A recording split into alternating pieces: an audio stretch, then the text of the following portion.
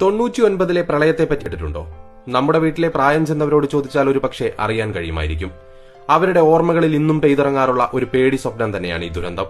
കേരളത്തിന്റെ ഭൂപടം തന്നെ മാറ്റിവരച്ച ആ ദുരന്തത്തെക്കുറിച്ചാണ് ഇന്നത്തെ വീഡിയോ. കൊല്ലവർഷം 1099 ഉണ്ടായി എന്നുള്ള കാരണത്താലാണ് ആ പ്രളയത്തെ 99-ലെ പ്രളയം എന്ന് വിളിക്കുന്നത്. 1924 ജൂലൈ മാസത്തിലായിരുന്നു കേരളത്തിന്റെ ഭൂപടം തന്നെ മാറ്റിവരപ്പിച്ച ആ ഒരു പ്രളയം സംഭവിച്ചത്. ദുരന്തം ഏറ്റവും കൂടുതൽ ബാധിച്ചത് മൂന്നാർ മേഖലയായിരുന്നു. ഒപ്പം കേരളത്തിലെ ഏറ്റവും വലിയ നദിയായ പെരിയാർ ഒഴുകി കടലിൽ എത്തുന്നതുവരെയുള്ള ഭാഗങ്ങളിലും ഈ പ്രളയം അതീവ നാശം തന്നെ വിതച്ചു. ബ്രിട്ടീഷുകാരുടെ വളരെ കാലത്തെ ശ്രമഫലമായി പൂർത്തിയാക്കിയ നിരവധി നിർമ്മിതികൾ 99-ലെ പ്രളയം തകർത്തെറിഞ്ഞതായാണ് ചരിത്രം പറയുന്നത്. ബ്രിട്ടീഷ് അധിനിവേശ കാലത്ത് ബ്രിട്ടീഷുകാർ വിവിധ മേഖലയിലുള്ള മൂന്നാറിന്റെ വിപുലമായ സാധ്യതകൾ മനസ്സിലാക്കിയിരുന്നു. ഇപ്പോഴത്തെ പഴയ മൂന്നാർ ഭാഗത്ത് അക്കാലത്ത് നല്ലൊരു പട്ടണം തന്നെ ബ്രിട്ടീഷുകാർ രൂപപ്പെടുത്തിയിരുന്നു. അവിടെ വിനോദത്തിനായി കുതിരപ്പന്തയ മൈതാനം, ക്ലബ്ബുകൾ, വാഹനങ്ങളുടെ അറ്റകുറ്റ നിർമ്മാണങ്ങൾക്കായി വർക്ക്ഷോപ്പുകൾ തുടങ്ങിയവയും ഉണ്ടായിരുന്നു. ഗതാഗത ആവശ്യത്തിനും മറ്റ് ചരക്ക് നീക്കത്തിനും മറ്റും നിർമ്മാണ പ്രവർത്തനങ്ങൾക്കുമായി മൂന്നാർ കുണ്ടള റെയിൽവേയും റോപ്പ് വേയും പൂർത്തിയാക്കിക്കൊണ്ട് മൂന്നാറിന്റെ വലിയ വികസനമാണ് ബ്രിട്ടീഷുകാർ അന്ന് യാഥാർത്ഥ്യമാക്കിയത്. എന്നാൽ 1924-ലെ കനത്ത മഴയെ തുടർന്നുണ്ടായ പ്രളയത്തിൽ ബ്രിട്ടീഷുകാർ രൂപപ്പെടുത്തിയ പട്ടണവും മറ്റു മുഴുവൻ സൌകര്യങ്ങളും ഒലിച്ചു പോവുകയായിരുന്നു. അന്ന് ജൂൺ ജൂലൈ മാസത്തിൽ 485 സെന്റിമീറ്റർ മഴ മൂന്നാറിൽ പെയ്തതായാണ് ചരിത്രത്തിൽ രേഖപ്പെടുത്തിയിരിക്കുന്നത്. ഈ പ്രളയത്തിൽ മൂന്നാർ ഹെഡ്വർക്സ് ഡാമിന്റെ ഏകദേശം ഭാഗത്തുണ്ടായിരുന്ന 200 ഏക്കറിലെ കൃഷിഭൂമി ഒലിച്ചുപോയതായും ചരിത്രത്തിലുണ്ട്. ഇതോടൊപ്പം തന്നെ കോതമംഗലം, തട്ടേക്കാട്, പെരുമ്പൻകുത്ത് വഴിയുള്ള പഴയ ആലുവ മൂന്നാർ രാജപാതയും തകർന്ന് തരിപ്പണമായി. 20-ാം നൂറ്റാണ്ടിൽ കേരളം കണ്ട ഏറ്റവും വലിയ പ്രളയമായിരുന്നു ഇത്. 1099 കർക്കിടക മാസം 1 തുടങ്ങി 3 ആഴ്ചയോളം നീണ്ടുനിന്ന പേമാരിയിലും പ്രളയത്തിലും കേരളത്തിലെ താഴ്ന്ന ഭാഗങ്ങൾ മുഴുവനായി മുങ്ങിപ്പോയി. മധ്യ തിരുവിതാംകൂറിനെയും തെക്കൻ മലബാറിനെയും പ്രളയം കാര്യമായി തന്നെ ബാധിച്ചു. സമുദ്രനിരപ്പിൽ നിന്നും ഏകദേശം 6500 അടി ഉയരമുള്ള മൂന്നാറിലെ തേയിലത്തോട്ടങ്ങളിൽ വരെ വെള്ളപ്പൊക്കമുണ്ടായി. ഈ വെള്ളപ്പൊക്കത്തിൽ മരിച്ചവർ എത്രയെന്ന് കണക്കില്ല. അങ്ങനെ ഒരു കണക്കെടുക്കാനുള്ള സംവിധാനം അക്കാലത്ത് ഉണ്ടായിരുന്നുമില്ല. അന്നത്തെ പത്രവാർത്തകളും മറ്റു രേഖകളും പ്രളയത്തിന്റെ ഒരു ഏകദേശ ചിത്രം മാത്രമാണ് നമുക്ക് തരുന്നത്. നാടൊട്ടുക്കും ഗതാഗതം മുടങ്ങി. പാളത്തിൽ വെള്ളം കയറി തീവണ്ടികൾ മൊത്തത്തിലോ ഭാഗികമായോ യാത്രകൾ നിർത്തി. തപാൽ സംവിധാനങ്ങൾ പൂർണ്ണമായും നിലയ്ക്കുന്ന അവസ്ഥയുണ്ടായി. അല്പമെങ്കിലും ഉയർന്ന പ്രദേശങ്ങളിലെല്ലാം തന്നെയും അഭയാർത്ഥികളെ കൊണ്ട് നിറഞ്ഞു. വെള്ളത്തോടൊപ്പം പട്ടിണിയും ജനങ്ങളെ വലച്ചു.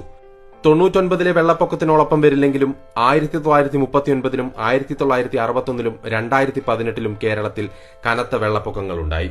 ഒരുപക്ഷെ 2018-ലെ വെള്ളപ്പൊക്കമായിരിക്കും നമ്മുടെ ഓർമ്മകളിലുള്ളത്. മധ്യ കേരളത്തെയാണ് പ്രധാനമായും പ്രളയം മാരകമായി ബാധിച്ചത്.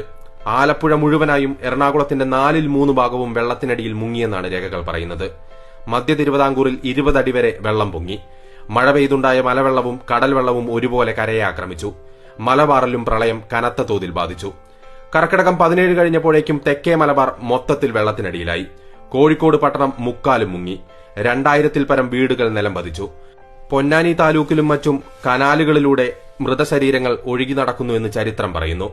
99-ലെ വെള്ളപ്പൊക്കം മൂലം കേരളത്തിന്റെ ഭൂപ്രകൃതിയും നദികളുടെ ഗതിയും വരെ സാരമായി മാറുകയുണ്ടായി.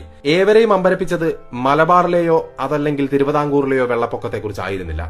കാരണം സമുദ്രനിരപ്പിനോട് ചേർന്ന് കിടക്കുന്ന സ്ഥലങ്ങളിൽ വെള്ളം കയറുന്നത് പതിവുള്ള കാര്യം തന്നെയാണ്. അതൊരത്ഭുതവുമല്ല. എന്നാൽ സമുദ്രനിരപ്പിൽ നിന്ന് 5000 മുതൽ 6500 വരെ അടി ഉയരത്തിലുള്ള മൂന്നാറിലെ തേയിലത്തോട്ടങ്ങളിൽ വെള്ളപ്പൊക്കമുണ്ടായതാണ് 99-ലെ വെള്ളപ്പൊക്കത്തിൽ ഏറ്റവും അമ്പരപ്പിച്ചത്. ഏഷ്യയിലെ സ്വിറ്റ്സർലൻഡ് എന്ന് വിശേഷിക്കപ്പെട്ട സ്ഥലമായിരുന്നു അക്കാലത്തെ മൂന്നാർ. ബ്രിട്ടീഷുകാരുടെ പ്രിയപ്പെട്ട താവളം. കിലോമീറ്ററുകളോളം പരന്നുകിടക്കുന്ന ബ്രിട്ടീഷുകാരുടെ തേയിലത്തോട്ടങ്ങൾ. 1924 ജൂലൈ മാസത്തിൽ മാത്രം മൂന്നാറിൽ രേഖപ്പെടുത്തിയ പേമാരിയുടെ അളവ് 171.2 ഇഞ്ചായിരുന്നു. ജൂലൈ പകുതിയോടെ തുടങ്ങിയ കനത്ത മഴയിൽ വൻതോതിൽ മണ്ണിടിഞ്ഞും മരങ്ങൾ കടപുഴകിയും മാട്ടുപ്പെട്ടിയിൽ 2 മലകൾ ചേരുന്ന സ്ഥലത്ത് തനിയെ ഒരു ബണ്ടുണ്ടായി എന്നാണ് ചരിത്രം പറയുന്നത്. തുടർന്നുള്ള ദിവസങ്ങളിൽ രാവും പകലും പെയ്ത മഴയിൽ ഉരുൾപൊട്ടലുണ്ടായി. ഒഴുകിവന്ന മണ്ണും വെള്ളവും താങ്ങാനാവാതെ മാട്ടുപ്പെട്ടിയിലെ ബണ്ട് തകർന്നതോടെ ഒരു അണക്കെട്ട് പൊട്ടിയ പോലെയുള്ള വെള്ളപ്പാച്ചിലിൽ ഒഴുകിവന്ന വെള്ളവും ഒപ്പം വന്ന മരങ്ങളും കൂടി മൂന്നാർ പട്ടണം തകർത്ത് തരിപ്പണമാക്കി. റോഡുകളെല്ലാം തന്നെയും നശിച്ചു. റെയിൽവേ സ്റ്റേഷനും റെയിൽപാതയും എന്നേക്കുമായി മൂന്നാറിന് നഷ്ടപ്പെട്ടു. അതേസമയം ഇപ്പോഴത്തെ ഹെഡ്വർക്ക് ഡാം സ്ഥിതി ചെയ്യുന്ന സ്ഥലത്തും മലയിടിഞ്ഞ് ഒരു അണക്കെട്ടുണ്ടായിരുന്നു. പഴയ മൂന്നാറിന് സമീപമായി ഏകദേശം 6000 ഏക്കർ പരന്നു കിടന്നിരുന്ന സ്ഥലം ഒരു വൻ തടാകമായി മാറി. മഴ തുടങ്ങിയതിന്റെ 6-ാം ദിവസം ഈ അണക്കെട്ടും പൊട്ടി. ഈ മലവെള്ളപ്പാച്ചിൽ അവസാനിച്ചത് പള്ളിവാസലിൽ 200 ഏക്കർ സ്ഥലം ഒറ്റയടിക്ക് കുത്തിയൊലിപ്പിച്ചുകൊണ്ടായിരുന്നു. 150 അടി ഉയരമുള്ള ഒരു വെള്ളച്ചാട്ടവും സൃഷ്ടിക്കപ്പെട്ടു. പള്ളിവാസലിൽ വൈദ്യുതി ഉൽപ്പാദിപ്പിച്ചുകൊണ്ടിരുന്ന 2 ജനറേറ്ററുകൾ മണ്ണിനടിയിലായിപ്പോയി. കുണ്ടളവാലി റെയിൽവേ എന്നറിയപ്പെട്ടിരുന്ന മൂന്നാറിലെ നാരോ ഗേജ് റെയിൽ ലൈനുകളും സ്റ്റേഷനുകളും പ്രളയം പരിപൂർണമായി ഇല്ലാതാക്കി. പാലങ്ങൾ മൊത്തത്തിൽ തകർന്നു. റെയിൽ പാളങ്ങളും സ്റ്റീം ലോക്കോമോട്ടീവ് എഞ്ചിനുകളും ഒലിച്ചുപോയി. തേയില ഫാക്ടറികൾ നശിച്ചു. തേയില കൊണ്ടുപോകാനായി 1902 സ്ഥാപിച്ച റെയിൽവേ പാത മൂന്നാറിൽ നിന്ന് കാണാതെയായി. മാങ്കുളത്തിനും മൂന്നാറിനും ഇടയിൽ സ്ഥിതി ചെയ്തിരുന്ന കരിന്തിരി എന്ന വലിയ മല ഭീകരമായ മണ്ണിടിച്ചിലിനെ തുടർന്ന് പൂർണ്ണമായി തന്നെ ഇല്ലാതായി. പൂർണ്ണമായും തകർന്ന മൂന്നാറിനെ വീണ്ടും ഒരു ഉയിർത്തെഴുന്നേൽപ്പിന് സഹായിച്ചത് ബ്രിട്ടീഷുകാർ തന്നെയായിരുന്നു. വീണ്ടും അവർ തേയില നട്ടു, റോഡുകൾ നന്നാക്കി. മൂന്നാർ പഴയ മൂന്നാറായി. എന്നാൽ ആ വെള്ളപ്പൊക്കത്തിൽ മൂന്നാറിന് സംഭവിച്ച ഏറ്റവും വലിയ നഷ്ടം പിന്നീടൊരിക്കലും അവിടേക്ക് തീവണ്ടി ഓടിക്കയറിയിട്ടില്ല എന്നതാണ്. മൂന്നാറിൽ തീവണ്ടി ഉണ്ടായിരുന്നു എന്നത് തന്നെ ഇന്നൊരു അത്ഭുത വാർത്തയാണ്. കേരളത്തിൽ നിലവിൽ നമ്മൾ അനുഭവിച്ചുകൊണ്ടിരിക്കുന്ന കടുത്ത ചൂടിന് ശേഷം ഒരു പ്രളയമാണെന്ന് കാലാവസ്ഥാ വിദഗ്ധർ തന്നെ പറയുന്നുണ്ട്. പഴമക്കാർക്കിടയിൽ ഒരു വിശ്വാസമുണ്ട്. ഭൂമിയിലെ എല്ലാ പ്രതിഭാസങ്ങളും 100 വർഷത്തിലൊരിക്കൽ ആവർത്തിക്കപ്പെടും എന്നൊരു വിശ്വാസമാണത്. അങ്ങനെയാണെങ്കിൽ 1924 ജൂലൈയിൽ കേരളത്തെ തകർത്തുകൊണ്ട് കേരളത്തിന്റെ ഭൂപ്രകൃതിയെ തന്നെ മാറ്റിക്കൊണ്ട് പെയ്തിറങ്ങിയ മഴ ഒരിക്കൽ കൂടെ ആവർത്തിച്ചേക്കാം. കാരണം ഇത് 2024 ആണ്. 1924 ശേഷം 100 വർഷം കഴിഞ്ഞിരിക്കുന്നു.